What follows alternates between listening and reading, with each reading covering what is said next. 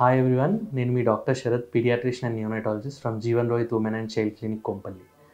ఈరోజు మనం తెలుసుకోబోయే టాపిక్ పిల్లల్ని గ్యాదరింగ్స్లో తీసుకెళ్ళినప్పుడు ఎలాంటి జాగ్రత్తలు తీసుకోవాలి. ఇప్పుడు ఎన్నో రకాల ఫంక్షన్స్, పెళ్ళిళ్ళు అవుతూ ఉన్నాయి. అదే టైంలో కోవిడ్ కూడా పెరుగుతూ ఉంది. కామన్ కోల్డ్ ఉంటా ఉంది పిల్లలకి. నిమోనియాస్, చాలా వరకు నిమోనియాస్ కూడా ఈ చలికాలంలో, వానాకాలంలో పెరుగుతూ ఉంటాయి. సో ఇలాంటప్పుడు మీరు మీ పిల్లాడిని ఫంక్షన్కి తీసుకెళ్ళాలంటే ఎలాంటి జాగ్రత్తలు తీసుకోవాల్సి ఉంటుంది. సో ముఖ్యంగా దీనిలో భాగంగా మనం తెలుసుకోవాల్సింది ఏంటంటే ఏ ఏ రూట్స్ ద్వారా మనకు వైరస్ కానీ బ్యాక్టీరియా కానీ మన బాడీలో ఎంటర్ అయ్యే ఛాన్సెస్ ఉంటుంది. సో ఆ రూట్స్ నుంచి మనం ప్రివెంట్ చేసుకోగలిగితే పిల్లాడికి ఇన్ఫెక్షన్ రాకుండా చూసుకోగలుగుతాం. సో మెయిన్గా ఓరల్ రూట్ అంటే నోరు ద్వారా వచ్చే ఇన్ఫెక్షన్స్, ముక్కు ద్వారా అంటే మనం బ్రీతింగ్ ఏదైతే చేస్తూ ఉంటామో ఆ గాలి ద్వారా వచ్చే ఇన్ఫెక్షన్స్, అండ్ స్కిన్ ద్వారా వచ్చే ఇన్ఫెక్షన్స్, ఇవి మెయిన్గా మనం చూసుకోగలుగుతాం.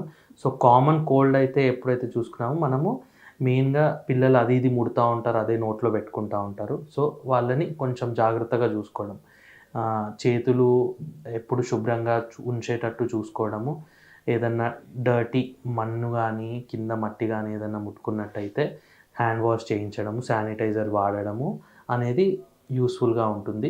కొంచెం పెద్ద పిల్లలు అయితే మోర్ దాన్ 5-6 ఇయర్స్ అయితే మాస్క్ కూడా పెట్టుకోవడం మంచిది. మాస్క్లో నార్మల్ ఫ్యాన్సీ మాస్కులు కాకుండా 3 లేయర్డ్ మాస్క్ ఏదైతే ఉంటుందో అది పెట్టుకోవడం ద్వారా ఆ వైరస్ అనేది లేదంటే ఆ బ్యాక్టీరియా అనేది ఇన్ఫెక్ట్ అవ్వడం కూడా తగ్గుతుంది.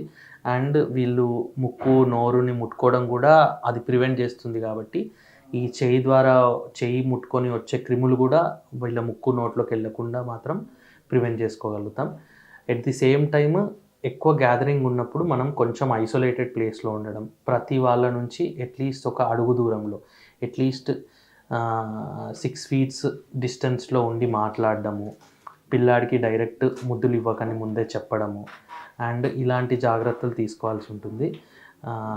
అండ్ ఫుడ్ విషయంలోకి వస్తే మాత్రము ఏదైతే ప్రిజర్వ్డ్ ఫుడ్ ఉంటుందో, ఐస్ క్రీమ్స్ కానీ, కూల్ డ్రింక్స్ కానీ, ప్యాక్డ్ ఫుడ్ కానీ, ఏ దాంట్లో అయితే ప్రిజర్వ్డ్ ఫుడ్ ఉంటుందో అంటే అలా వేచి ఉంచి ఇస్తారు కదా, అలాంటి ఫుడ్ అవాయిడ్ చేయాల్సి ఉంటుంది. మెయిన్గా మీరు ఇవ్వగలిగిన ఫుడ్ ఏదైతే పీల్ చేస్తామో, అంటే ఇప్పుడు బనానా ఉందనుకోండి, అది పీల్ చేస్తాం కాబట్టి దాంట్లో ఇన్ఫెక్ట్ అయ్యే ఛాన్సెస్ తక్కువ. సో ఆ పీల్డ్ ఫుడ్, ఆరెంజ్ పీల్ చేసి ఇస్తాం కాబట్టి ఆ పీల్డ్ ఫుడ్ అనేది మీరు ఆఫర్ చేయొచ్చు ఇట్లాంటి గ్యాదరింగ్స్కి వెళ్ళినప్పుడు.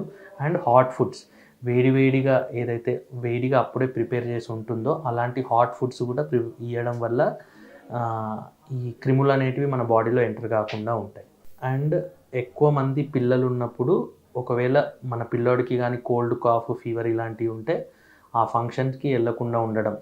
ప్రతి ఒక్కరు అంటే వాళ్ళ పిల్లాడి వల్ల మిగతా వాళ్ళకి ఎఫెక్ట్ అయ్యే ఛాన్స్ ఉంటుంది. కాబట్టి ఎవరిది వాళ్ళే ఈ రిస్ట్రిక్షన్ అనేది మెయింటైన్ చేయడం వల్ల ఈ cold, cough, fever, pneumonias, covid అనేది మనం ప్రివెంట్ చేసుకోగలుగుతాం.